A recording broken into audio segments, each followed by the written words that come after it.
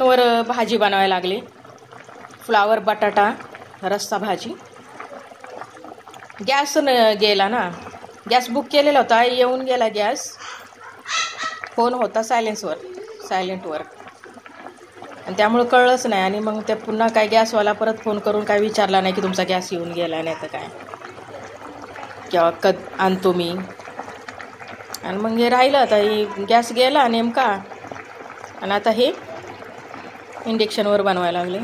पण आता फक्त त्याच्यावर भाजीच होणार आणि भात होणार. चपाती आणि भाकरी नाही बनणार याच्यावर, कारण जे भाकरी आणि चपातीसाठी जे ताप लागतो, जे गरम लागतं गरमट, ती इंडक्शनवर नाही मिळत तव्याला.